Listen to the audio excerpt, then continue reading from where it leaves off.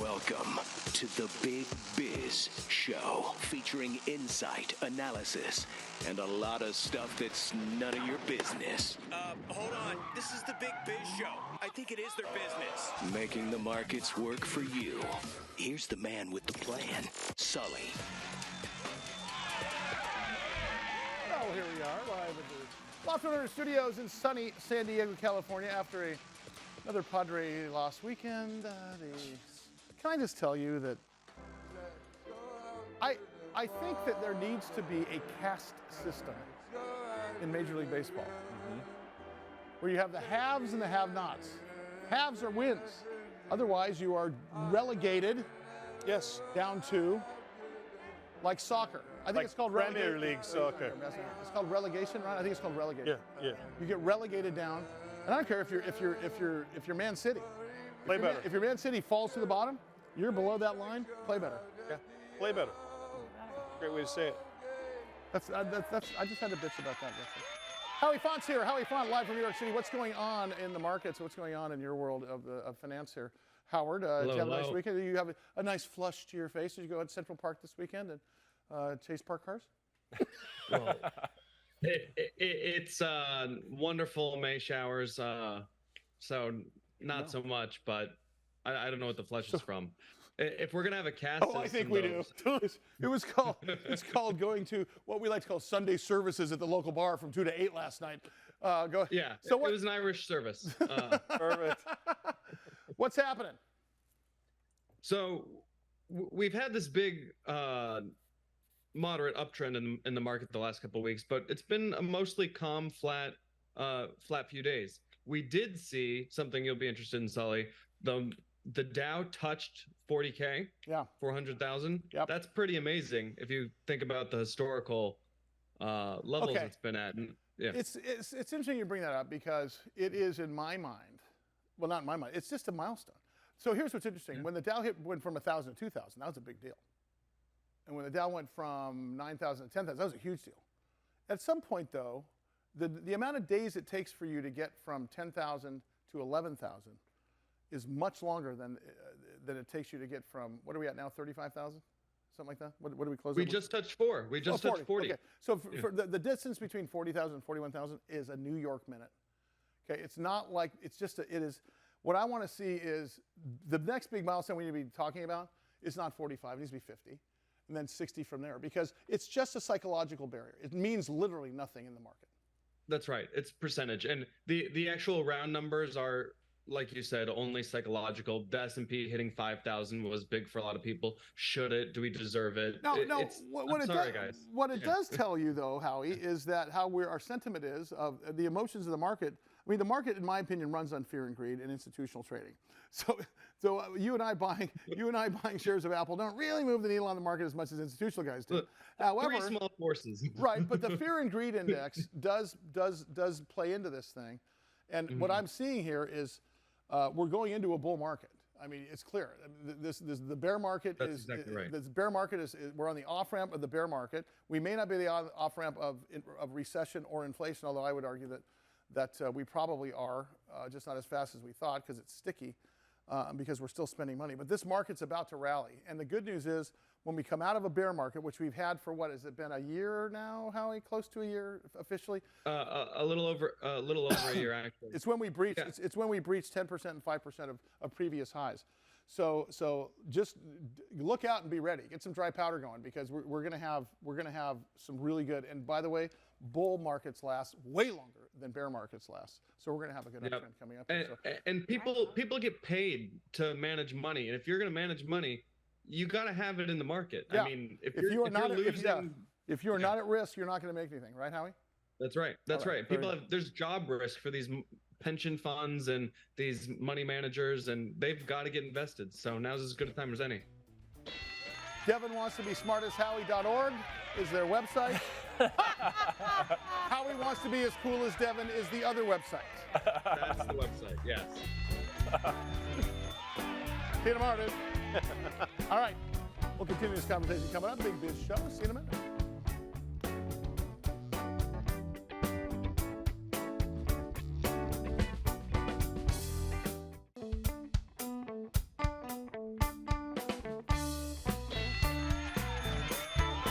175 countries and all the ships at sea on the American Forces Network.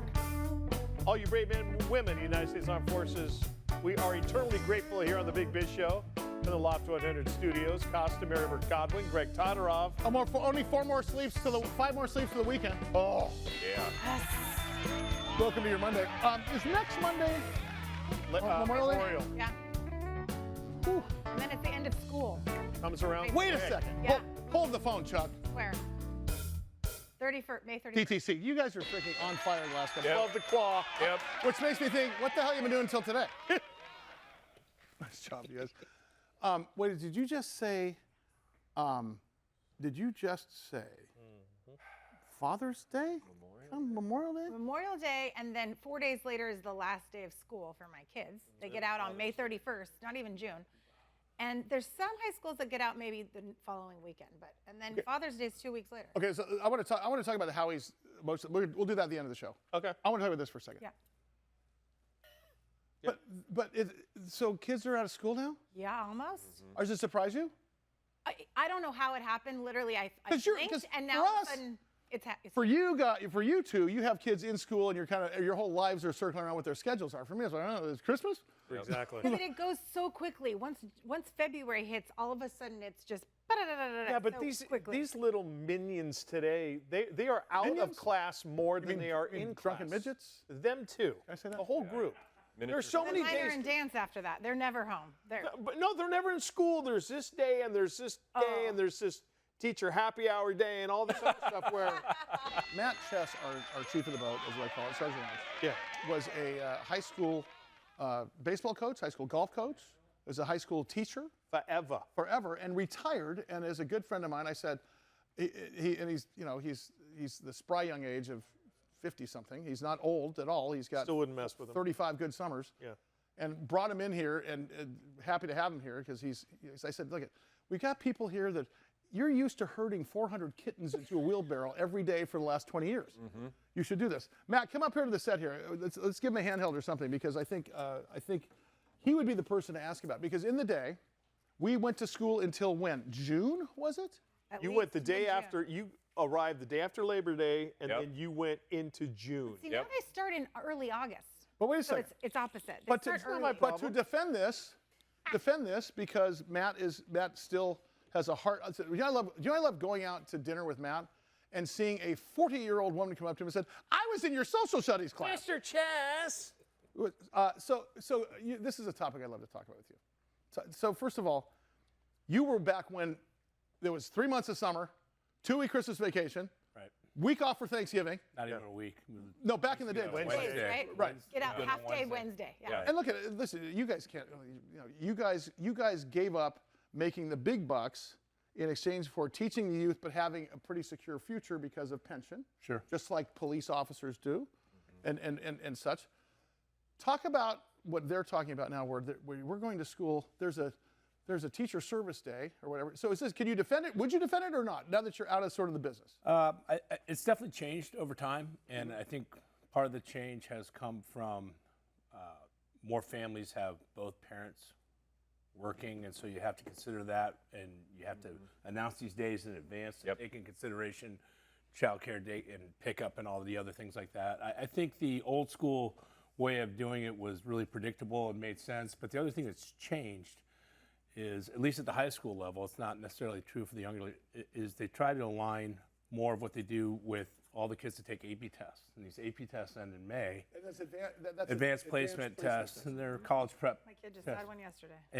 And then it's sort of like, well, what do you do after those are done the middle of May to the rest of the year? And if it's to the end of May, like you're doing now, then that's more manageable. But if you're actually doing it for a whole month and to take those AP exams, you have to have gone through the whole material. So I love how you're talking on the kids' side. I love how you're looking at it from the parents and the kids' side, because we don't think that the teachers are. I think oftentimes we think teachers are out for themselves. Did you get that? Was that kind of a bad rap? I think that is a bad rap for my experience. Then, Mr. Chess, defend Ski Week. Thank you. Fall break. Just got So that's when you and I get here. that's a parent-driven thing rather than a school-driven Is thing. it really? Oh yeah, ski week and the See, things like you guys that. have a bad PR team. Here's what. because you teachers getting blamed for everything. You guys need a better PR firm. It's like Detroit. Detroit is a beautiful city. I love Detroit. Like Detroit, you teachers are getting a bad rap then. Let me give you a really specific example. Thanksgiving, when we were kids, we got out. We went to Wednesday to a half day, and then you had Thursday and the rest of the week. So many people stopped showing up that week in advance, and that equals money to the school district, right? Butts and seats equals money, and with all these people, same things happen with, and rightfully so, certain holidays in certain communities. If there's a Jewish holiday and there's a significant Jewish population. Do they modify for population just They like do. with district lines for population for District 1? Because y'all want to try to keep it equal. It's not extreme, but they do take in consideration the population they're serving. Then or now, in your opinion, would you rather be a teacher then or a teacher now? And would you rather be a student then or a student now? So I think that's a really multiple faceted question. I enjoyed teaching from the beginning because that's what I learned, and it felt very different at the end. And so I would say I preferred back in the good old days. But with the advent of new tools and new opportunities and new technology, it's probably better for kids in some ways, more active. Do you think that some of this time off that they're giving kids and teachers is to help benefit teachers? Because they're there at school during the school hours, but then when everyone goes home, they are now cleaning up their classroom, they're grading, they're not meal prepping. You're not getting paid for the hours like you. It's not a 9-to-5 job, and all the grading happens before or after. Right. You meet with kids who are struggling before or after. What about the money thing? What about the money thing where when I was in high school, I didn't have to buy my own football uniform. The teachers were not buying their own felt pens and stuff like that. When did that happen, and why is that okay? Or is it not okay? I think that's a parent-driven thing too about equity. This school over here that has all these really nice things, and ours can't afford them, and so a number of things. Because I always hear about teachers having to buy their own school supplies. Well, we do, but we also get a tax break for that. You get to report a certain amount of that, but you do. We used to be given all of our supplies. We used to have a veritable staples to draw from, and then it became here's a box of paper clips. Good luck. This is like when the police officers have to buy their own guns and belts. It's like you work for, there should be a closet. Go pick one out that fits. Right. There's a funny little. Might go to the other closet. There's a little conundrum here too, because people say all the time to me, "Oh, you guys are so underpaid," but at the same time, they don't want to pay the taxes. Right. To pay them more, and about 80+% of a school district's budget is the people that work there. I'm going to wrap this up in a bow in terms of money. How did you, as a teacher and a coach, budget for not getting paid for 3 months back in the day? Or did you have an option to get paid? Because remember, you're off for 3 months in the summertime, and you had, I'm assuming, you got paid for, or did you always have? We had an 11-month pay. We weren't paid. So how did you even budget for a month off? I mean, many Americans couldn't do that. Credit cards. Okay. And then I started the year. Well, it's funny because the first paycheck you pay that you receive, you really don't work many days. But you also have to buy school supplies. But you do. No, some people were better. Some people. I always did some work too, some coaching and things like that to offset it. So what was the coaching like back then versus when you retired and now? Because I know I walk around with you. How long were you a teacher for again? 30 years. Yeah, so I see people that are now close to 40 years old that come up to you, like when we're having dinner, and they look like grown, and they got kids and stuff. I loved your class. So you were there then and now. Talk about the coaching part of the thing. Coaching's gotten harder. A lot more pressure, and it isn't as much about. It used to be about winning and losing. Was sort of it's about individual athletes making it to the pros. Coaches are on a 1-year contract. That's your teaching contract. That doesn't say a year lot. to year. That's like Art Howe. That's like Art Howe for the A's. Right? It does. Right. I mean, it doesn't give me a lot of confidence that I should be around. So they're on an annual contract, and the measuring tool used to be, a general sort of efficiency of your program, winning and losing, and how the kids are being dealt. But more and more, this is not all parents, but more and more parents seem to think that their child's going to go off to be the next whatever, or get a college scholarship or what have you. Exactly. Well, the money side of it's interesting to me. And now that you go into, did you guys look forward to, as Mary is not looking forward to, You know that the Target commercial. It's the most wonderful time of the year when the kids are going back to school. Are you looking forward to? Did you look forward to summer, or did you look forward to coming back? I loved summer. I was exhausted. We all were. The kids were. The teachers were. The administration was. The parents were. Everybody was exhausted. And it's you were talking about from February to the end of the year is a literal blur. March is the roughest month of the year because it's the only day other than October that doesn't have a day off. And then all of a sudden you've got spring break, you got Memorial Day, you got. And then it's here. And then boom, you're out. You don't miss teaching as much though since you're here now though, right? I miss the experience of teaching, but I don't miss the job of it. I'm having much more fun on this job. The difference is here, nobody's Matt learning Chess where for they come president. Thanks, buddy. All right, coming up. What are we doing? We're going to talk to Eric Schlorff. Coming up, another biotech firm that is taking on difficult diseases. By the way, they're the guys from Stock Symbol ICU. Got a lot of email from them last time. More Big Biz coming up. Stand by.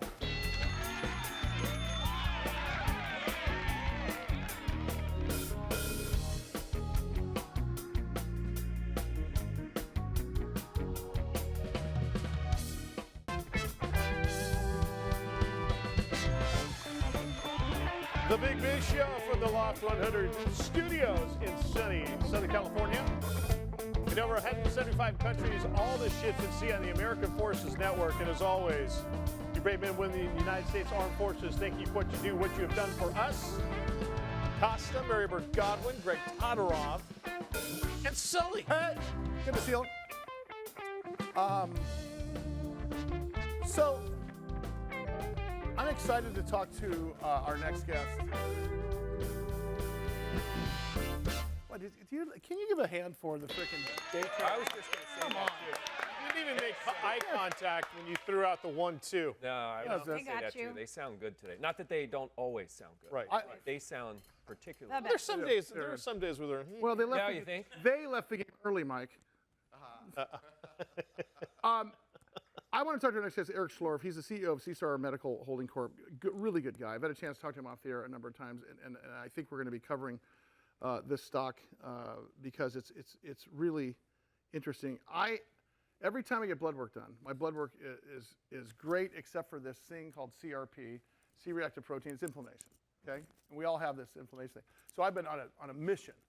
I'm going to take raw turmeric and ginger and all that's in a shake. Uninflame. To uninflame. And there is a thing called hyperinflammation. And coupled with another deadly disease, it is a life-threatening sort of outcome. So I bring you once again my good friend Eric Schlorff. He's the CEO of SeaStar Medical Holding Corp. They are publicly traded under the stock symbol ICU. Eric, thanks for coming back with us. Well, thank you so much for having me. Good to see everybody. Talk to us, for the people that didn't get to see you last time or to hear you last time, let's talk one more time about what you guys are aiming to do and about the disease that you guys are going to attack here. Yeah, so if you think about think about inflammation. Inflammation obviously is something we all deal with on a daily basis, but in the event where inflammation gets out of control or dysregulated, we through our SCD, or selective cytophoretic device, are able to actually repair and restore the immune system back to homeostasis. And it's interesting, that you talk about turmeric and ginger, whatever that you've been taking to reduce inflammation. We call it our product's called Quelimmune, which I love. I love the brand name of that because that's essentially what we do: is we quell the immune system. Eric, if you saw me with my shirt off, you'd go, "Wow, you are really inflamed. You need you need a lot of our medicine." But how many people who may say, "Look, I'm fit. I do all this, I do this," might still be suffering from it? Well, chronic inflammation obviously is a very large problem, and I think that there are probably a lot of people around the U.S. and around the world that are carrying it around, and they don't even know it. It kind of builds up over time. The immune system doesn't get back into balance, and then they have to turn into attend the ICU or be admitted to the ICU to get kind of life-saving therapies, which we consider ours to be really one of the premier therapies especially for children with acute kidney injury with a septic condition. Interestingly enough, and I think Eric, I learned this from you. Isn't cancer basically inflammation as well in some respects? Yeah, look, there's different ways that cancer can work. I mean, some of the drugs that are out there, they're actually trying to increase the inflammation. Some are trying to take it down. At the end of the day, everything is about homeostasis. If we are, and when I say homeostasis, is that if everything is in balance, life is great.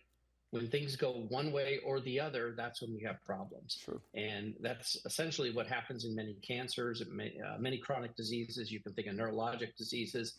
It's so broad, quite frankly, and we just don't have good tools to be able to address it.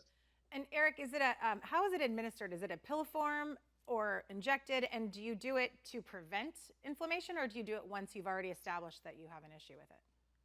Yeah. So the second question. So it's after it's actually out of control. So we have been relegated, at least initially, to the sickest of the sick patients that we tend to bring back to life, and then they walk out of the hospital without being on dialysis for the rest of their life. By the way, it is not a pill.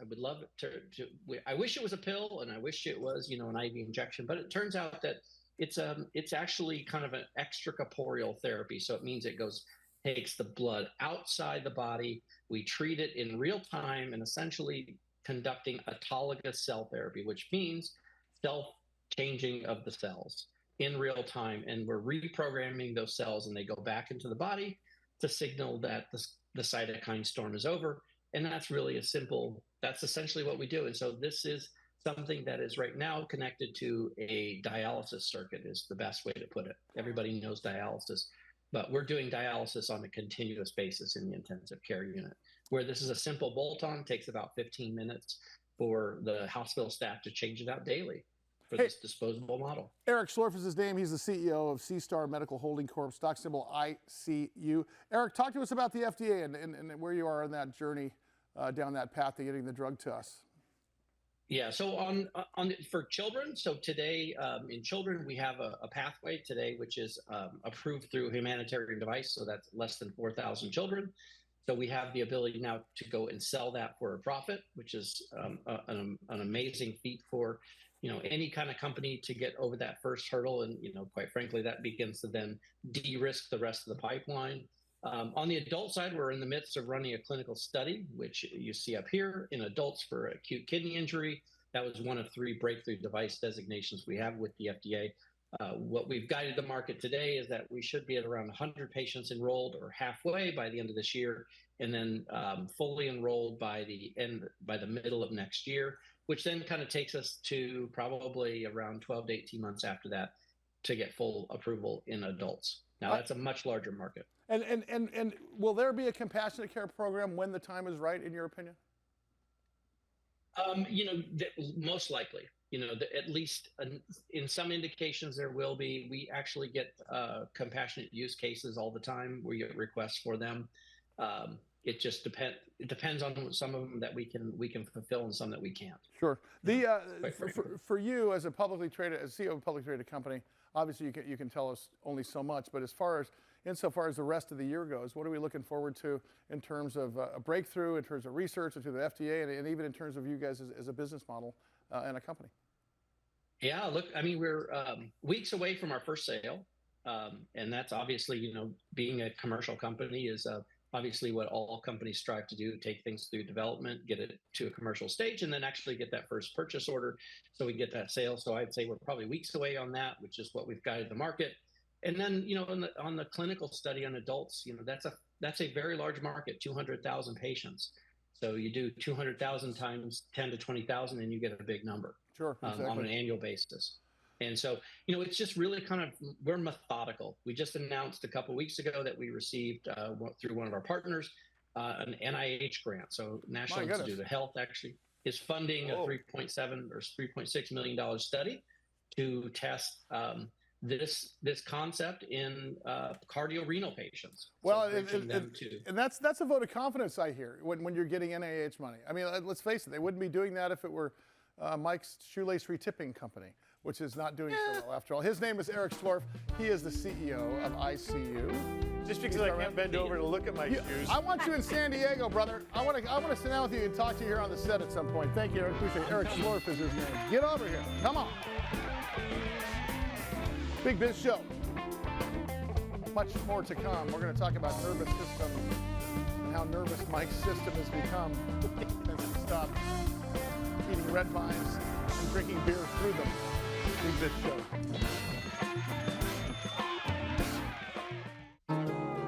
Loft 100 Studios, the Big Biz Show, and our affiliates and our hosts are not registered investment advisors or broker-dealers.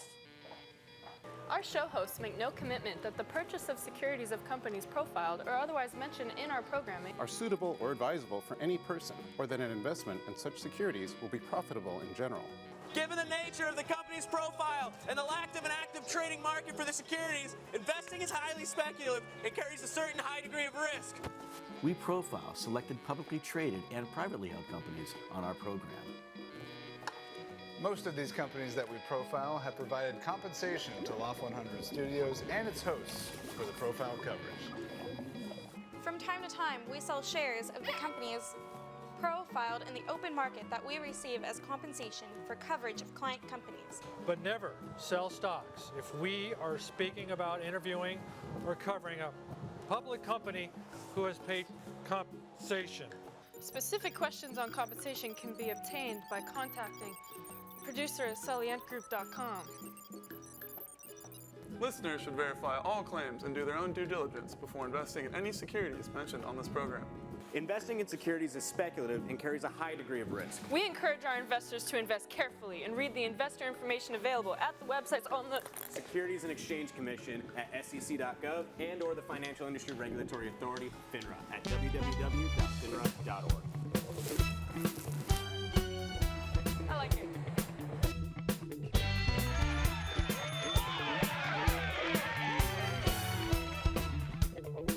Big Biz Show, live from the Loft 100 Studios. Hope you guys are having a great day. Costa, Mary Godwin, Greg Todoroff, and Sully. Yep. We are brought to you by Prudential. Let Prudential be your rock for retirement. Also brought to you by Bayer Advanced. Better science, better results.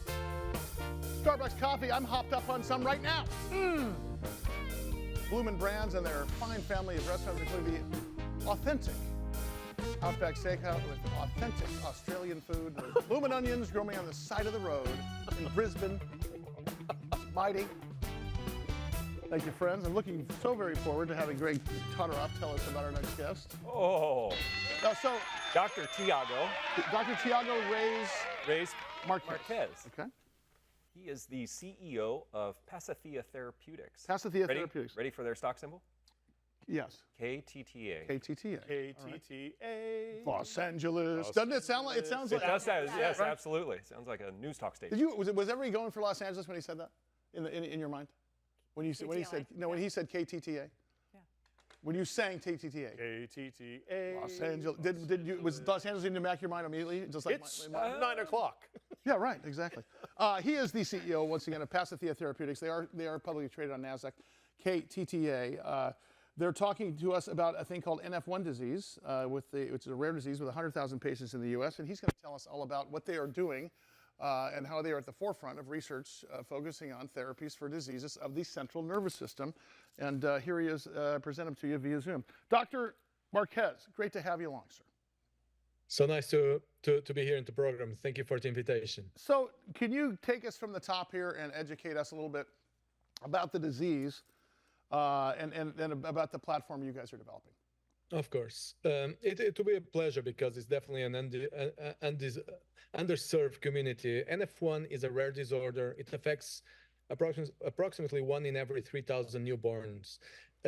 So we estimate to around 100,000 patients living with NF1 in the US, so it's not that rare. There's approximately 25,000 patients with ALS, and it's much more known than NF1, and is a genetic disorder, is incurable, and these patients develop a widespread symptoms or in many body systems.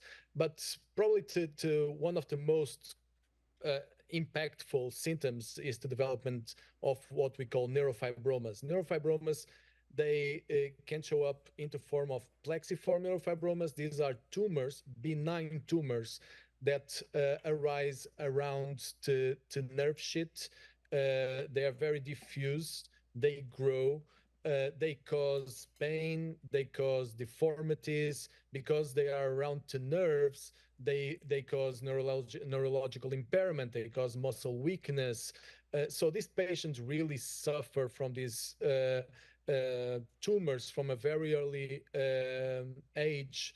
They typically show up around the pediatric age, and then they just continue to grow all over their lives. Some other patients also develop tumors in their skin, on or under the skin, into forms of bumps and lumps that continues to grow. They can number thousands when they reach late adulthood. And of course, this has an impact in their quality of life. They can be itchy, painful as well.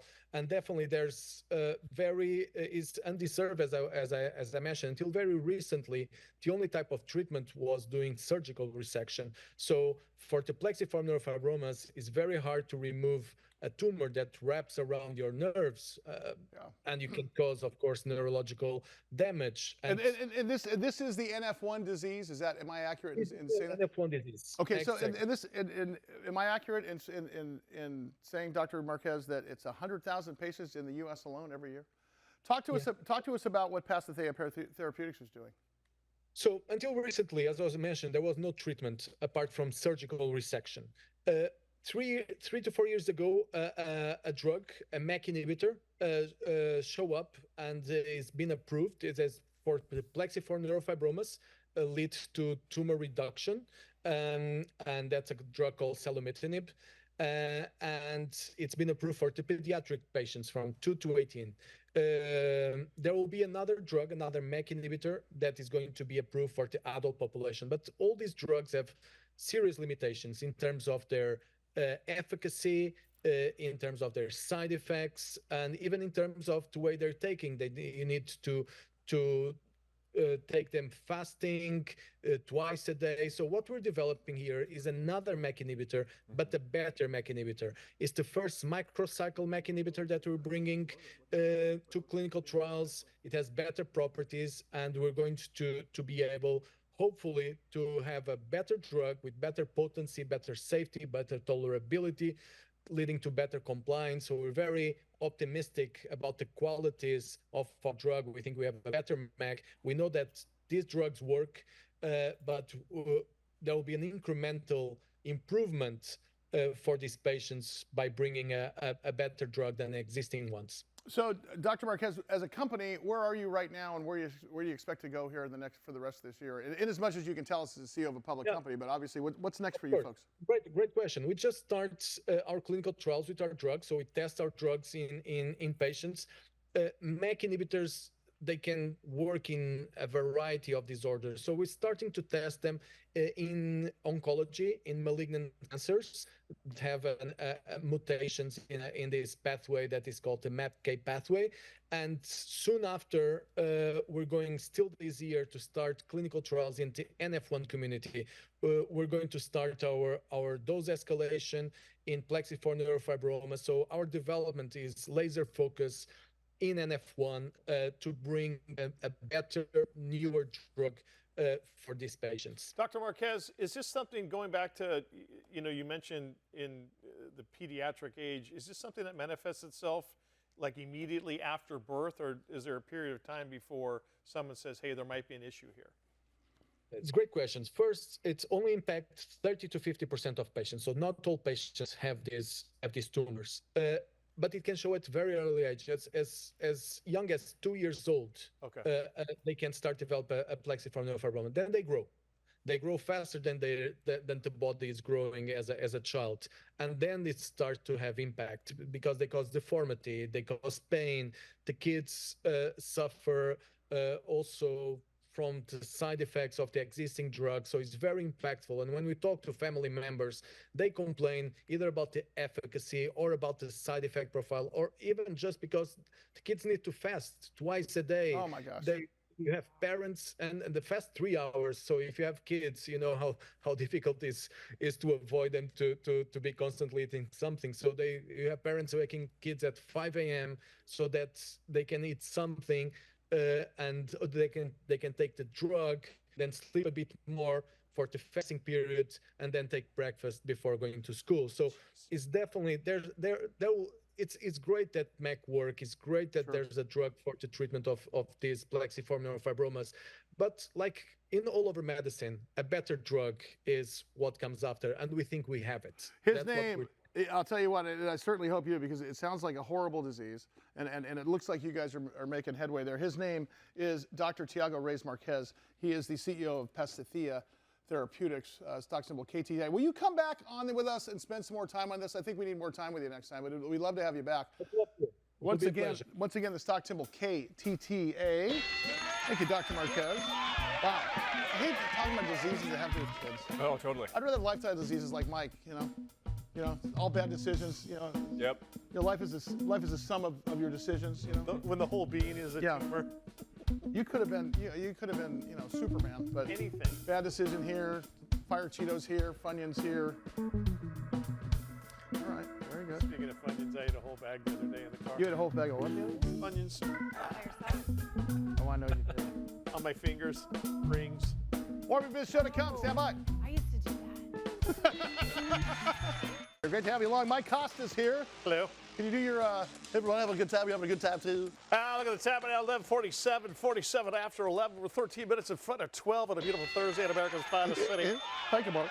Can you please introduce our next guest? He is the co-founder and CEO of Full Transparency is the platform I use. It's the charity that I regularly donate to with my money. PrizePicks CEO and co-founder Adam Wexler joins us here in the Big Biz Show. Will you please, Adam, tell us the idea behind PrizePicks and how this whole business model works for us? Because I am unfamiliar. Sure. Appreciate you guys having me. Been in the fantasy sports industry now for about a decade, and what got me in, I'm a season-long fantasy league consumer like many other people every fall. And I was spending a lot of time studying up on my team and figuring out that Patrick Mahomes was going to go off every weekend, and I wanted to put some money behind that prediction, and there wasn't a means to do so. But I love the concept of daily fantasy sports. I just I was not really fond of the execution. And next thing you know, we found our footing with PrizePicks. It's our third product since I've been in the fantasy sports space. We started working on PrizePicks in late 2017, and here we find ourselves, and we're the largest paid fantasy operator in North America.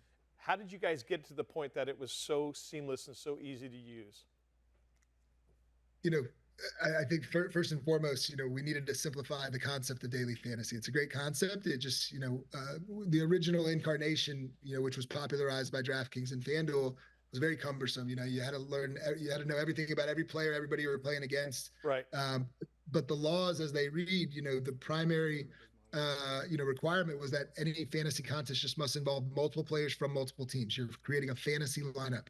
And so we kind of took those laws that were being put in place in the middle of last decade, and we kind of built on top of that. And naturally, it's something that the consumers have gravitated towards. And it was really in 2021 when we stepped on the gas coming out of the pandemic. sports came roaring back, and it was the right time to we had already laid the foundation a couple of years leading into the pandemic, and once we had the right team ready to hit the gas, and we did just that. Hey, Adam, by the way, Adam Wexler is his name. He's the co-founder and CEO of PrizePicks. You can go to prizepicks.com. Can you talk to us about how the apparatus works? So let's, for those of us who are not in fantasy sports, me and Mary, basically, can you tell us how the operation is? Because you are always talking about how easy this is. Can you walk us through here for the folks that are unfamiliar? Yeah, fantasy sports as a whole dates back to the middle of last century. Probably originated with rotisserie baseball. Friends getting together and drafting these fantasy teams. Progressed to more recently this past generation. I think it was very much oriented around fantasy football. 12 friends get together, they all pool some money, they make things interesting every single week. They draft the team at the beginning of the season. Then daily fantasy got popularized over the last decade plus. Like I said, there was an initial variety called the salary cap form of daily fantasy, and then we came along with what is more commonly known these days as the pick'em category, and we are at the forefront of that pick'em category, and it's the easiest way to play. We say we want you to be able to do your research so you put yourself in a position to win, but we want you to also at the same time be able to get in and out in less than 60 seconds if you want to. Daily fantasy sport is anything else that's playing during the week? Am I understanding that correctly? I mean, we offer all kinds of sports. Obviously tonight and this time of year, it's NBA playoff season first and foremost. But at the same time, we just had WNBA tip off, and we've got an incredibly strong basketball product. I feel like we kind of filled a void in the market that was fantasy basketball. You never really used to hear about fantasy basketball as much of a thing, but yet TV ratings, the popularity of the NBA were just continuing to skyrocket. And finally, there was a game that was created and a category that was created that largely centered around, a simple question: is LeBron going to drop 25 tonight or not? That's kind of what the core question boils down to. And so, Adam, you can spend as much or as little as you want and do as many bets or as little bets as you want. Like you just said, you can just pick one and, $5 or $500 or whatever you want to do. So I'm actually glad you asked it just like that. So what you just described is actually a sports bet. So we're not allowed to facilitate sports bets, nor do we facilitate sports bets. In order for it to become a fantasy contest, it has to involve, like I said earlier, multiple players from multiple teams. You're creating a fantasy, made up lineup that doesn't exist. And once you hit that criteria, then you can basically play anywhere from 2 to 6 picks. But once again, it has to hit that criteria. So for example, if I wanted to, make predictions around all the Nuggets players tonight, well, I would have to find somebody else in another game or on another team where we would accept that submission. That makes sense. I'm going to ask you something. So I obviously, as an investor and a guy who runs a hedge fund and a number of other things, I get approached by 2 or 3 guys a year wanting to put together the real story behind injured reserve and injuries, because in sports, injuries matter because of the betting line. Sure. Is this, so when I hear these guys come up to us, and Mike, you're a good guy to ask too, these guys are telling me, I've got the real doctor who can tell us if it's really actually injured or not. Is that just garbage that I'm hearing? Because it's got to bleed into what you're doing, because all they care about is letting you guys know if somebody's really injured or if they're just saying they're injured. I think that's the 2 questions, right? Yeah. As it relates to those injury reports, making sure those come out well in advance of the actual start of the events is key. So I think, many of the operators work with the leagues to ensure that the information is accurate, to ensure that it comes out well in advance of the actual tip-off or the game kicking off, whatever it may be. But yeah, no, it's definitely a significant, variable, because not only does it relate to those particular players and will they actually play or not, but there's a cascading effect there.